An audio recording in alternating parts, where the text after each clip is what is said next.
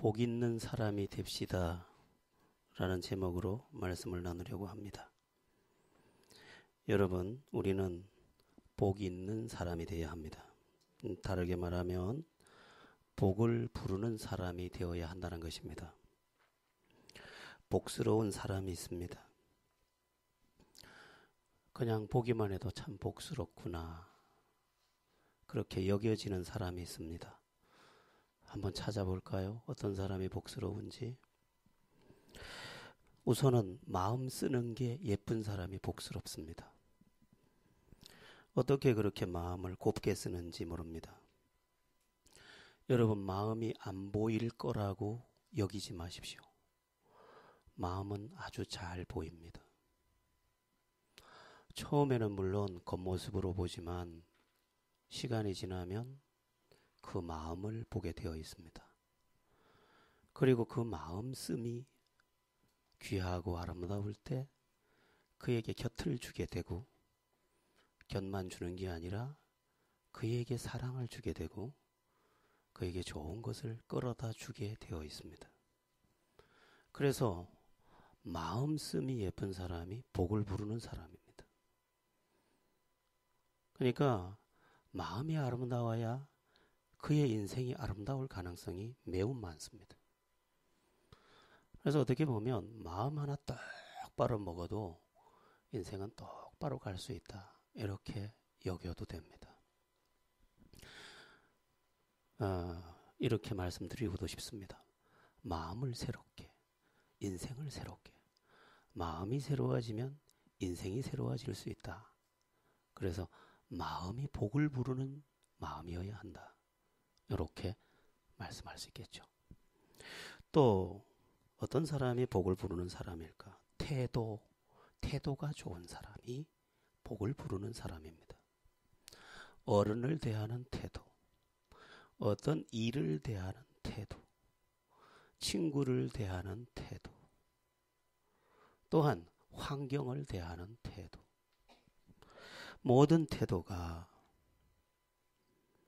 그의 삶을 평가하게 하고 그의 태도를 가지고 참 저 사람 귀하구나, 참 아름다운 사람이구나 여기고 또 복을 실어주게 됩니다.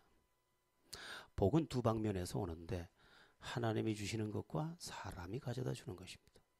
그런데 볼 때 태도가 불순하니까 그에게 복을 주지 않는 것입니다. 하나님도 사람도 뒤집어진 그릇에 물이 담길 수 없는 것처럼 그의 태도가 비뚤어졌으므로 모든 복이 미끄러져 도망을 가버리는 것입니다. 태도가 사실보다 중요하다는 말도 있습니다. 태도가 어떠냐가 그 사람의 본래 가지고 있는 사실보다, 난 그런 적 없어요 보다 더 중요하다는 것입니다.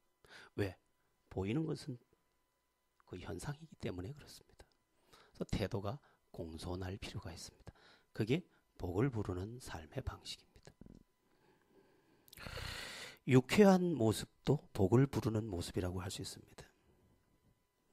괜히 우울하고 심각하고 사나우면 그를 가까이 가기가 어려워지는데, 이 복은 귀한 것이므로 가기 어려운 곳은 피해서 가는 속성을 갖고 있습니다.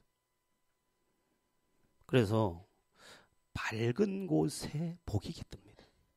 어두운 곳은 피해갑니다. 뾰족한 곳도 피해갑니다. 새들을 볼 때가 있습니다.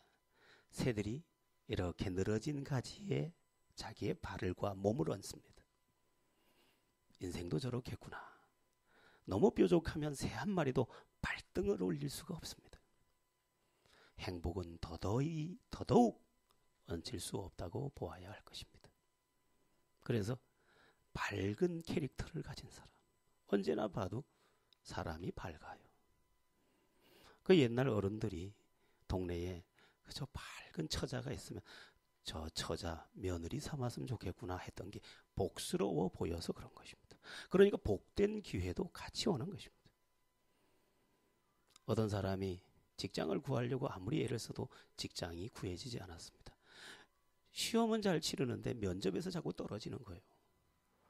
너무너무 상심해서 옷을 밝게도 입어보고 별의별 짓을 다 해도 미장원에 가서 머리를 해도 안 되는 거예요.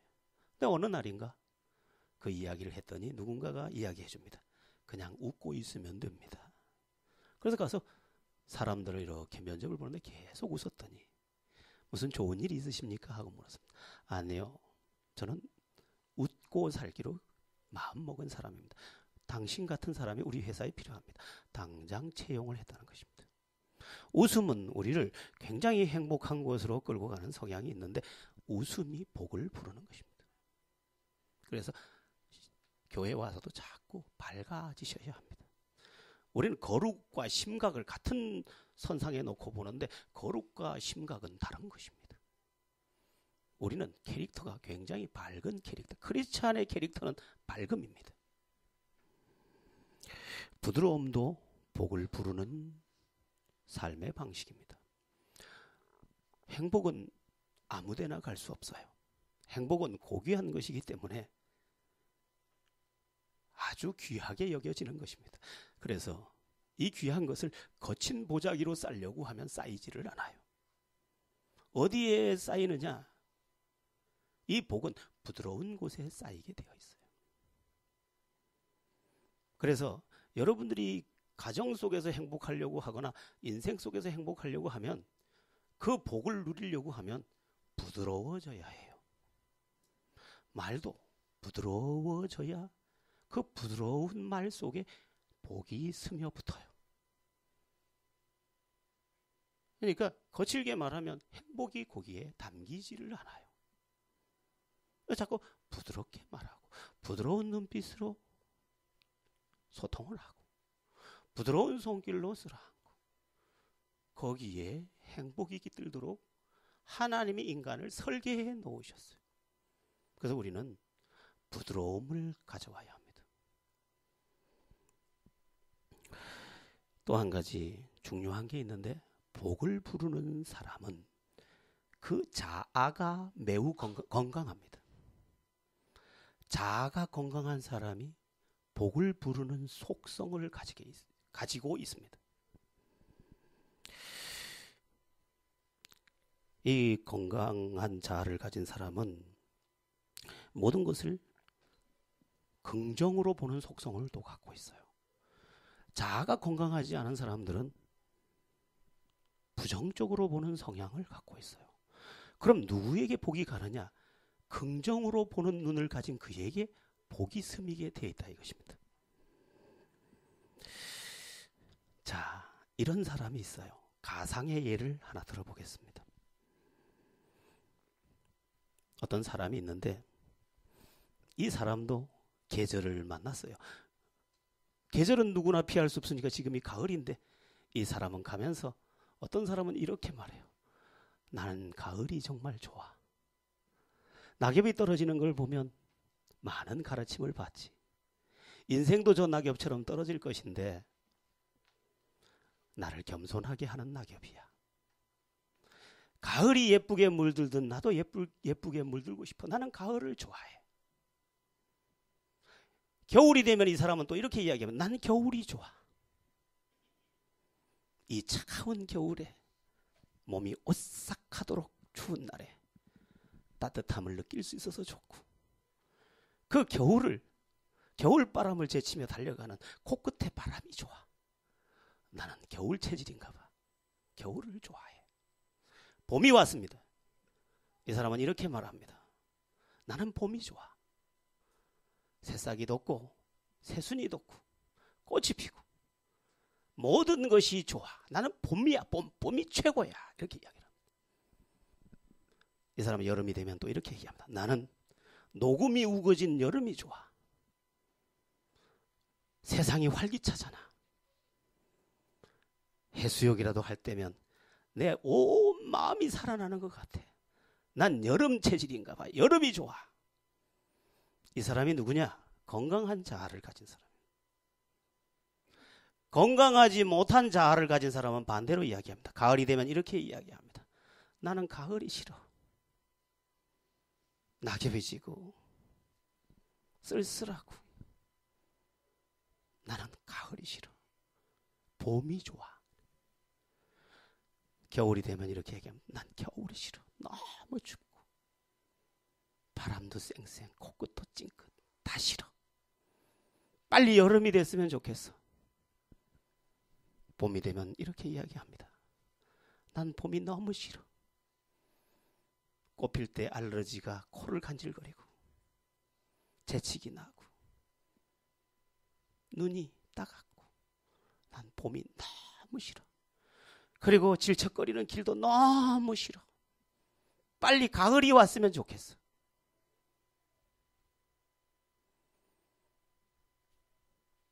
이 사람은 여름이 오면 이렇게 얘기합니다. 나는 여름 정말 싫어.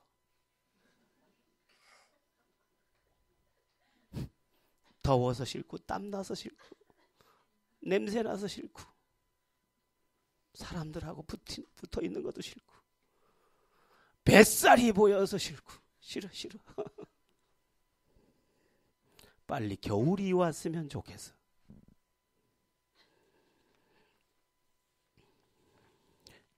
자, 이 사람은 결국 어디에 갖다 놔도 어느 계절에 갖다 놔도 어느 시간에 있어도 불행한 사람이다. 불행한 이유는 뭡니까? 자아가 건강하지 않아서. 그러면 봄도 좋고 가을도 좋고 봄, 여름, 가을, 겨울 다 좋은 사람은 왜 좋습니까? 자아가 건강해서 그래요.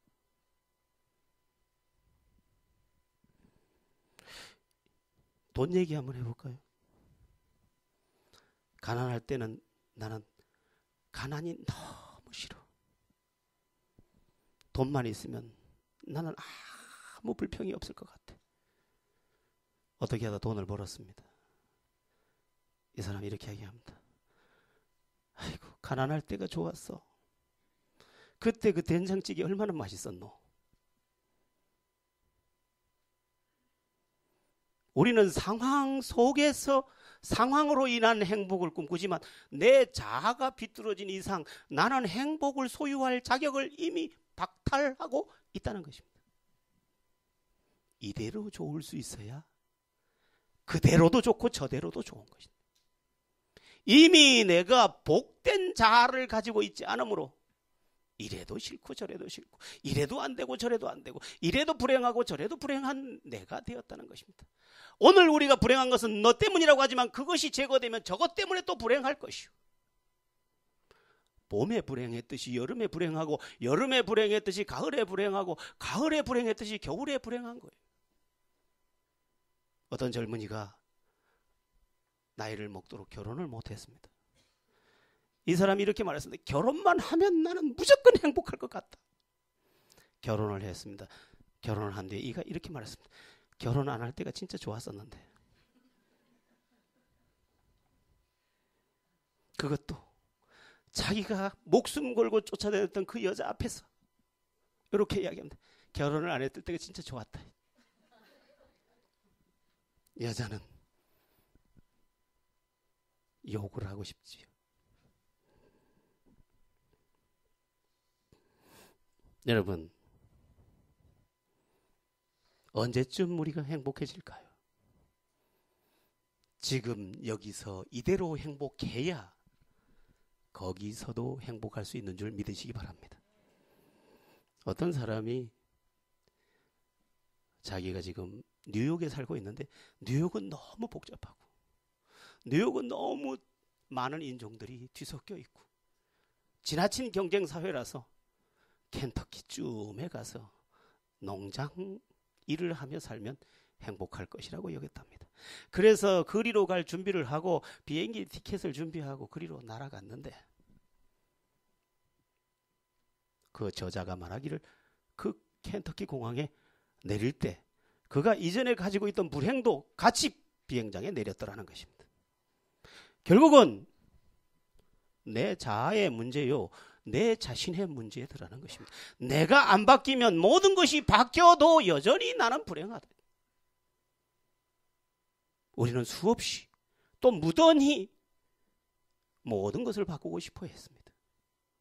그래서 이것만 바뀌면 될 거라고 여겼습니다. 돈만 있으면 된다고 여겼습니다. 결혼만 하면 된다고 여겼습니다. 자식 속썩이지 않으면 된다고 여겼습니다. 그렇지 않습니다.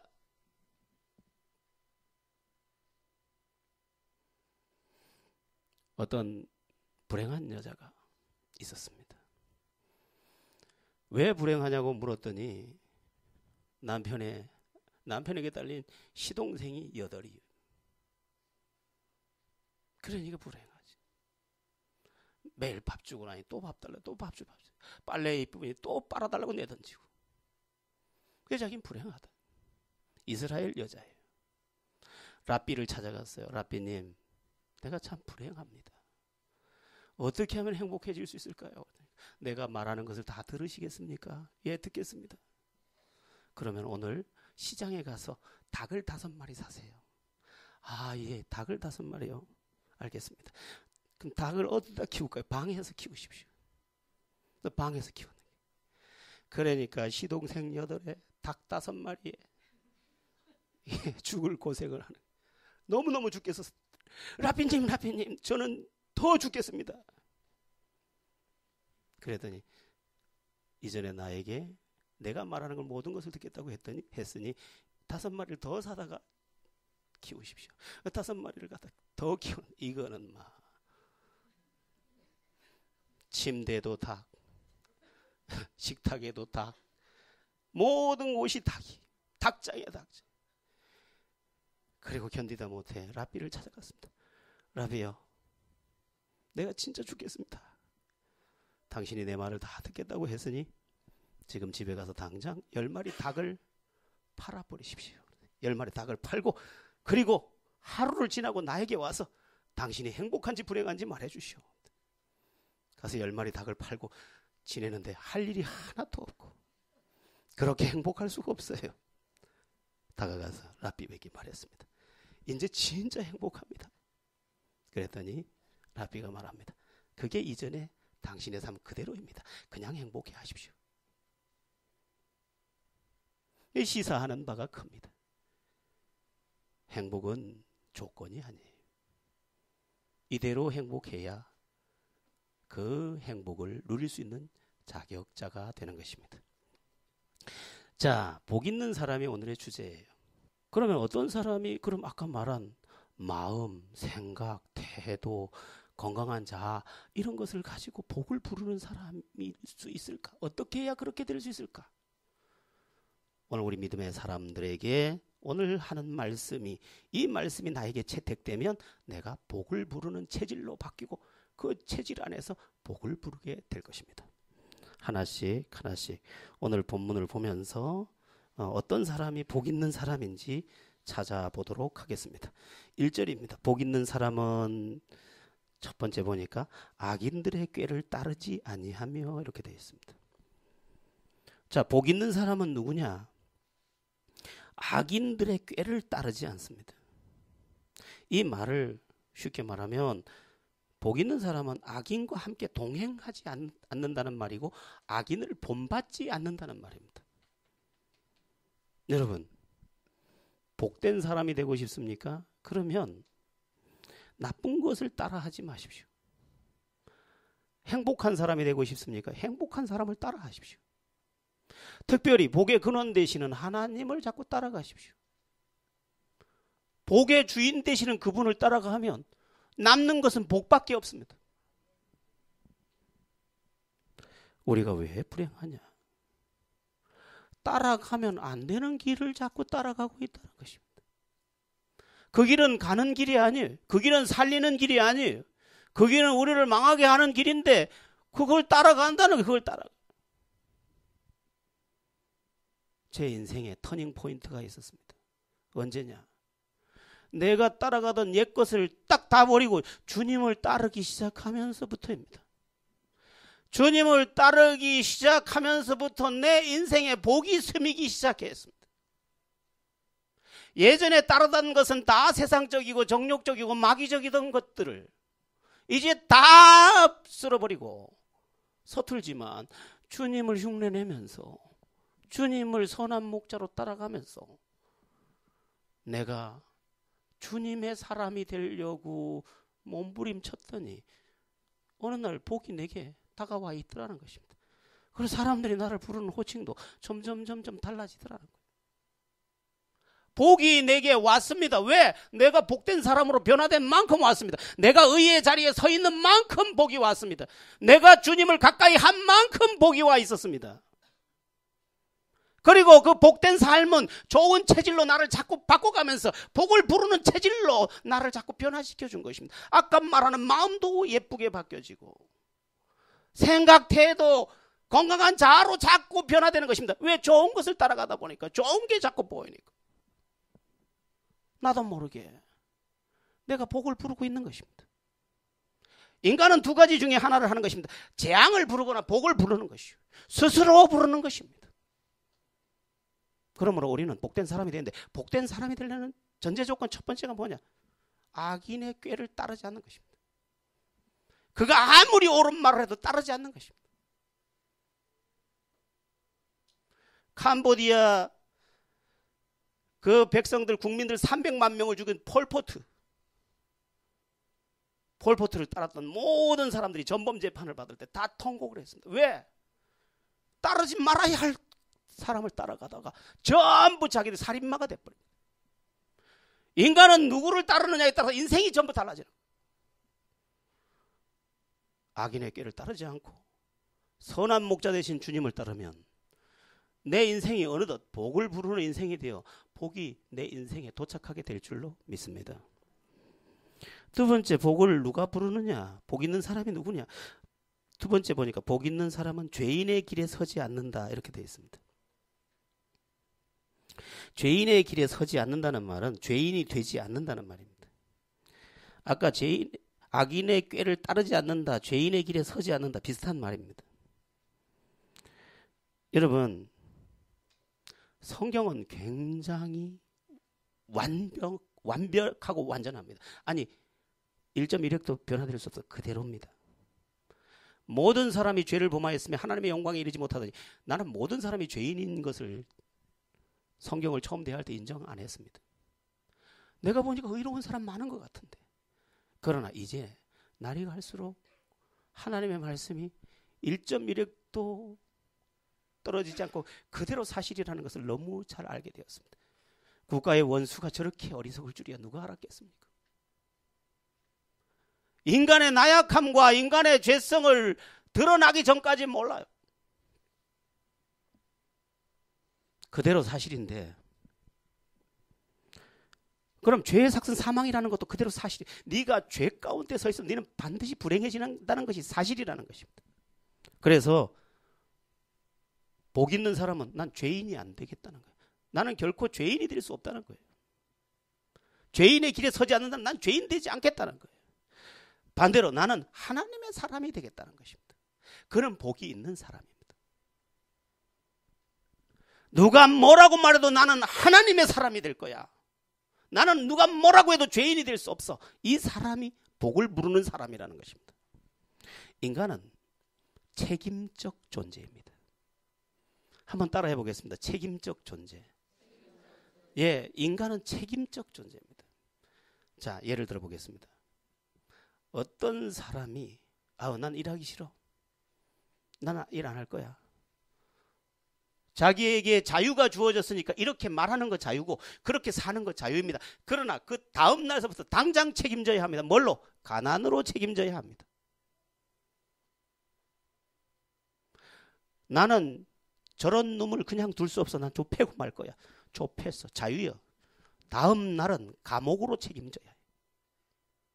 나는 저걸 훔치고 말 거야. 자유니까 훔쳐도 돼. 다음 날은 감옥으로 책임져야 돼. 인간은 책임적 존재예요. 내가 오늘 사나운 말을 했으면 사나운 말에 대한 내일 책임을 져야 돼. 인간은 그러므로 엄중한 내일의 시간 앞에, 내일이라는 심판대 앞에서 오늘을 사는 것입니다. 그러므로 함부로 살 수 없어요. 그러므로 이것을 알아보고 있는 복 있는 사람 뭐라, 나는 죄인이 되지 않을 거야. 난 죄인의 길에 서지 않아. 난 죄인 안 될 거야. 심을 때는 마음대로 심었지만 거둘 때는 마음대로 거둘 수가 없습니다. 뭐 이화여대 부속병원에서 예전에 있었던 일이라 그래요. 재벌가의 며느리가 아이를 낳는다고 화환을 보내오고 모든 축하 전문이 도착하고 모두가 부러워했어요. 그런데 이 여자가 아이를 낳는 순간 모든 것이 끝났어요. 왜 그랬을까요? 이 여자가 낳은 아이가 껌둥이가 나온 거예요. 어떻게 하다가 흑인을 만나서 하룻밤 죄악을 저질렀는데 크게 잉태됐을 줄이야. 심을 때는 마음대로 심지만 거둘 때는 마음대로 거두는 게 아니에요. 극단적 예이지만 오늘 함부로 살 수 없대요. 오늘 우리 청소년들 아이들 두려운 게 뭐예요? 오늘 자기 마음대로 방황하지만 내일 다 책임져야 돼. 복 있는 사람은 내일을 생각하며 오늘을 삽니다. 그리고 죄의 결과를 알고 있으므로 죄인이 되지 않을 거야 라고 생각하고 의의 길을 걸어갑니다. 여러분들이 재앙을 부르는 사람이 아니라 복을 부르는 복의 주인공들 다 되기를 축원합니다. 자, 그 다음에 복 있는 사람이 누구냐? 오만한 자의 자리에, 오만한 자가 아니라 오만한 자들의 자리에 앉지 아니하는 사람이라고 되어 있습니다. 오만한 자들의 자리라는 말은 죄를 짓고도 회개하지 않는 무리를 지칭합니다. 그리고 완악한 마음으로 수군거리는 무리를 말합니다. 그러니까 나쁜 무리에 속하지 않는다는 뜻입니다. 가끔 누군가가 불평의 소리를 하면 우리는 의협심이 솟구쳐서 이렇게 합니다. 내가 가서 전후 사정을 다 들어보고 화해를 시키고 모든 문제를 선하게 해결하겠다. 이렇게 나서서 자기가 사연을 다 들어보겠다는 거예요. 그런데 복 있는 사람은 그렇게 안 한다는 거예요. 천자문에 제가 어려서 천자문을 떼었습니다. 진해 할아버지한테 무릎 꿇고. 참 지금은 감사하죠. 그때는 너무너무 싫었는데 천자문이. 지금은 그나마 거기서 아직도 기억하고 있는 한자를 많이 얻어먹고 삽니다. 어쨌든 천자문은 사자성어로 다 돼 있죠. 천지, 현황, 일을 영축해서 쭉 사자성어로 하나도 중복이 안 되게 천자의 한문이 쓰여 있는데 그 중에 하나가 묵비사염이라는 게 있습니다. 묵비사염. 이 묵비사염이라는 것을 우리말로 풀면 먹을 갈면 먹이 튄다 이런 뜻입니다. 먹을 조심해서 갑니다. 도포자락을 걷어 올리고 조심스럽게 가는데 그래도 먹이 튄다 이 말이에요. 이것은 먹에 대한 이야기가 아니에요. 당신은 그 일에 대해서 조심하면서 다가가지만 당신에게도 그 먹물이 튀게 돼 있다 이 말이에요. 당신도 그 악한 말에 영향을 받게 돼 있다. 바보가 되지 말라는 것입니다. 왜 하나님께서는 이단들을 향하여 인사도 하지 말라고 했을까?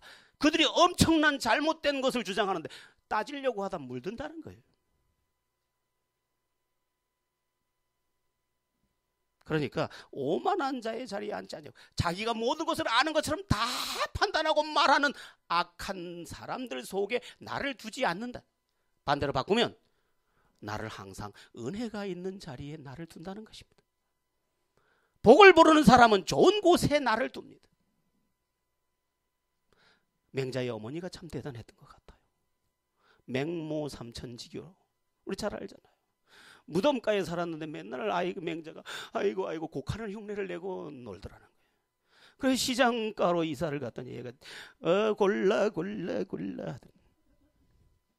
이게 안 되겠구나. 얘가 잘못 키우다가 이거 애 버리겠구나. 그래서 글방 옆으로 옮겼더니 자왈 이러더라는 거지.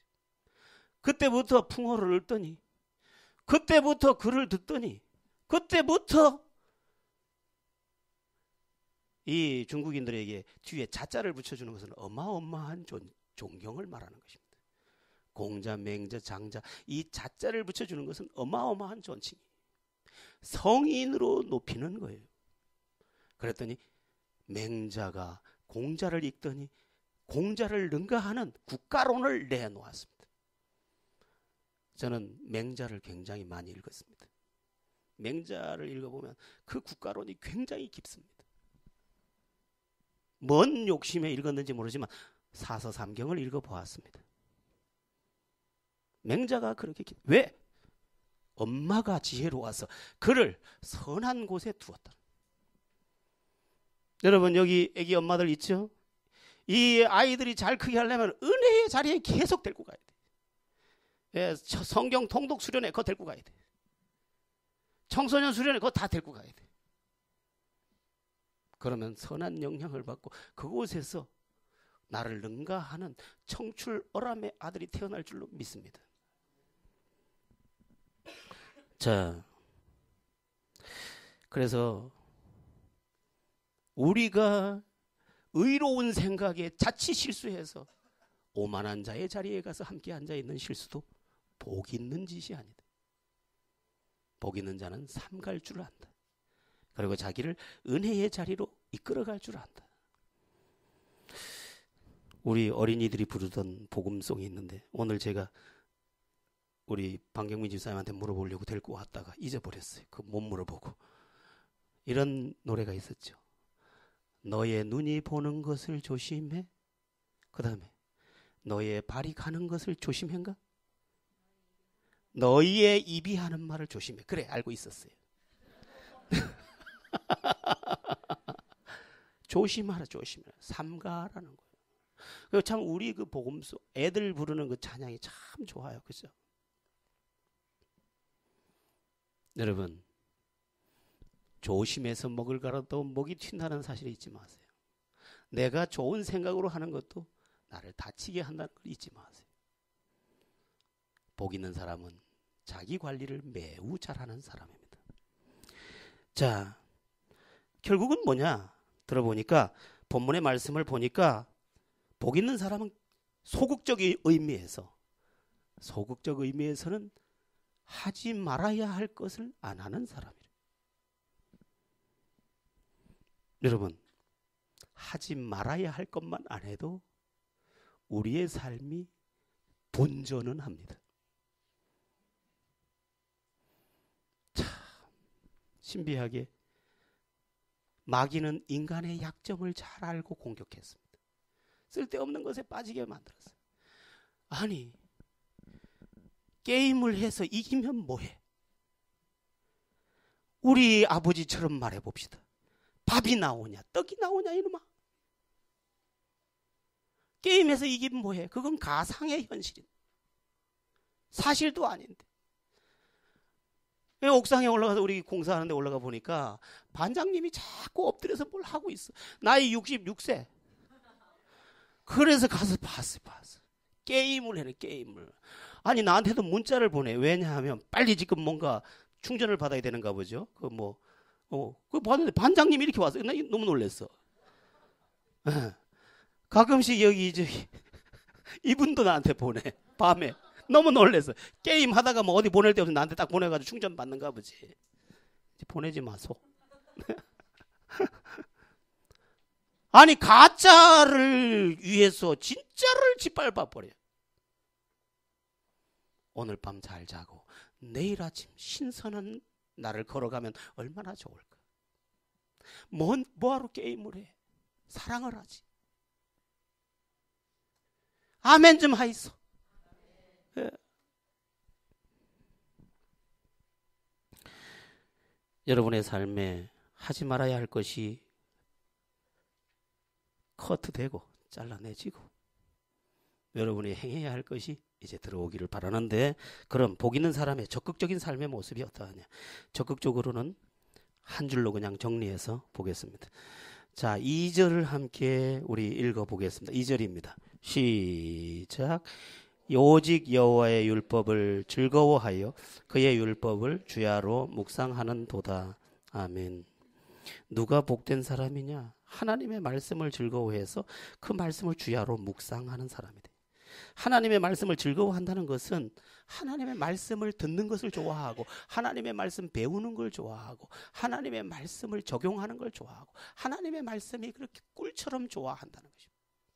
진리를 좋아하는 것입니다. 그리고 여기 보니까 주야로 묵상한다 이 말이 굉장히 중요한데 그렇게 즐겁게 받은 말씀을 이 묵상이라는 말은 본래 되새김질이라는 말입니다. 그리고 되새김질에서 나를 채운다는 말인데 하나님의 말씀이 내 마음, 내 영혼을 채우게 한다는 것입니다.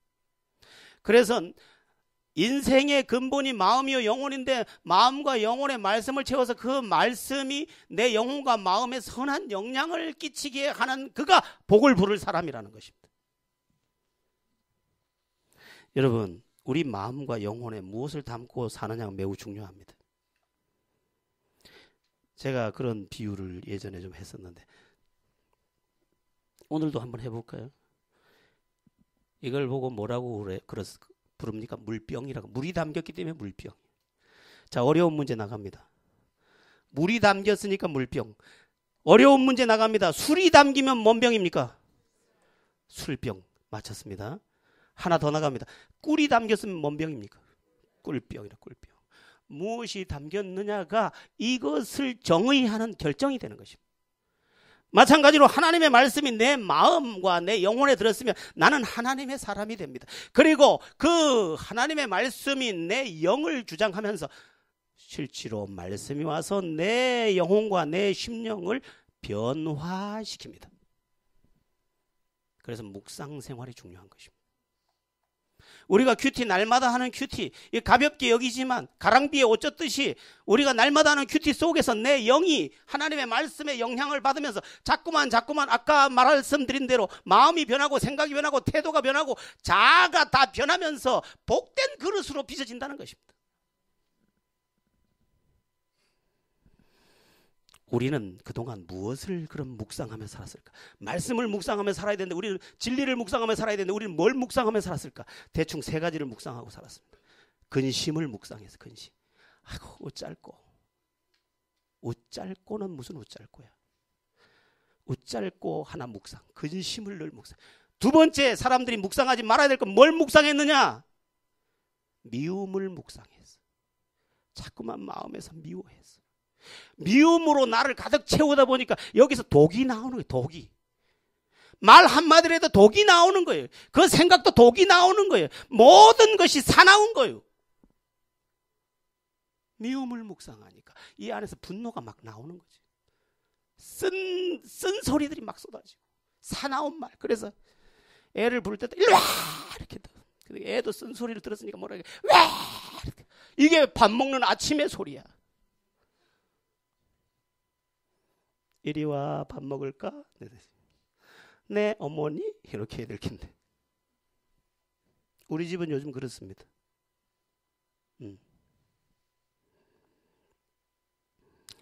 그런데 세 가지라 했죠. 또 뭘 묵상하는지 압니까?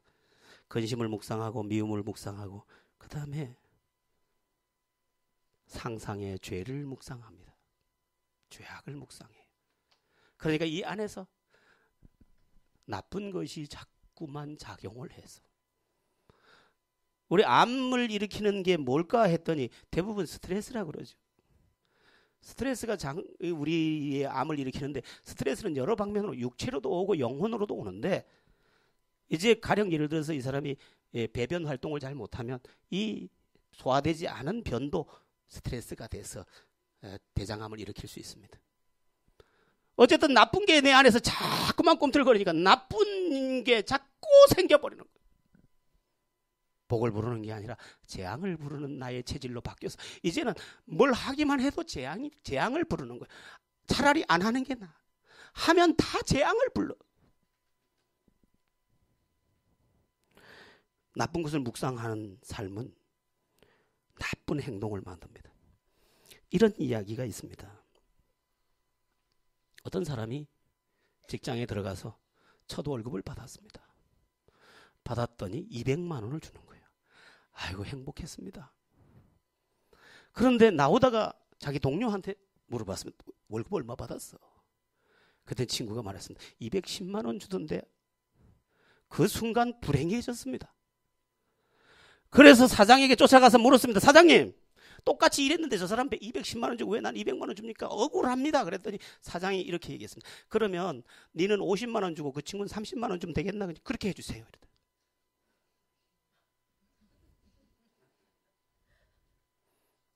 나쁜 자아가 만들어져서 내가 불행해도 좋아. 네가 더 불행하면 되니까.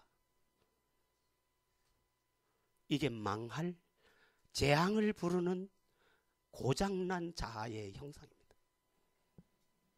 이러니 어디 가서 행복하겠어요? 이 사람은 복을 부르질 않아. 재앙을 부르고 있어요. 고로 어디 가서 무엇을 줘도 다 불행해. 재앙과 복은 나에게 달렸다니까요. 자, 그래서 우리는 여호와의 말씀으로 다시 돌아가서 진리의 말씀으로 나를 채우고 진리의 말씀으로 되새김질하고 진리의 말씀으로 내 영혼을 가득 은혜로 자꾸 채우다 보니까 그게 좋은 역할을 하게 해야 합니다. 그 결과가 뭐냐? 지금 따르지 않을 것을 따르지 않고 내 자아와 모든 것을 변화시켜서 그렇게 행하면 내가 어떻게 되느냐? 결론은 3절입니다. 3절 함께 읽어보겠습니다. 3절 시작. 그는 시냇가에 심은 나무가 철을 따라 열매를 맺으며 그 잎사귀가 마르지 아니함 같으니 그가 하는 모든 일에 다 형통하리로다. 아멘. 결론이 뭐냐? 네가 바뀌면, 네가 진짜 하나님 사람 되면 네 인생 복된 인생 되는 거야. 어떻게 복되냐고?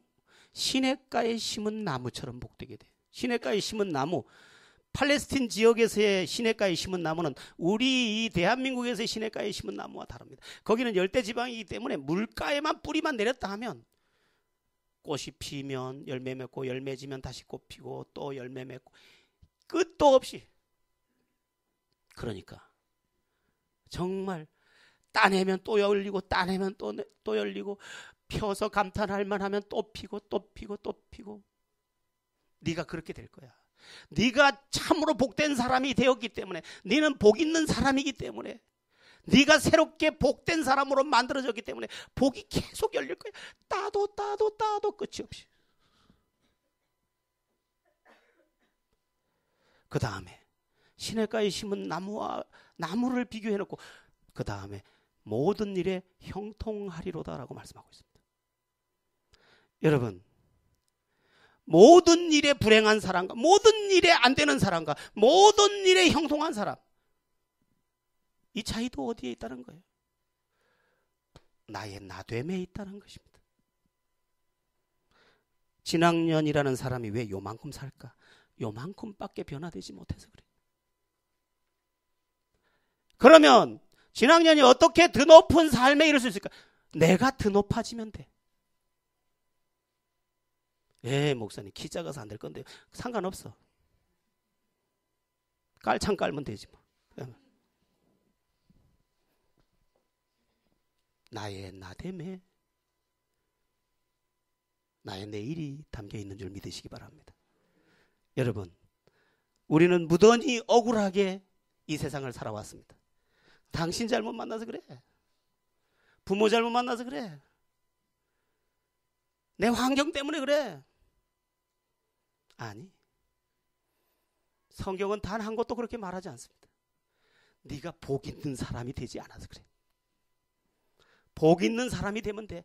복은 네가 복된 사람이 되도록 기다리고 있어. 네가 하나님의 말씀으로 변화되기만 하면 복은 널 신속하게 찾아갈 거야. 심지어 시냇가에 심은 나무처럼 따고 또 따도 또 열매 맺는 네 인생 될 거야. 그리고 모든 일을 해도 다 형통할 거야. 여러분, 이제 조상 탓 그만하고 나 자신을 주의 말씀으로 새롭게 해서 이 시냇가에 심은 나무처럼, 그리고 시절을 쫓아 과실을 맺는 나무처럼, 그리고 형통의 능력을 경험하는 우리들 다 되기를 주 예수의 이름으로 축원합니다. 기도드리겠습니다.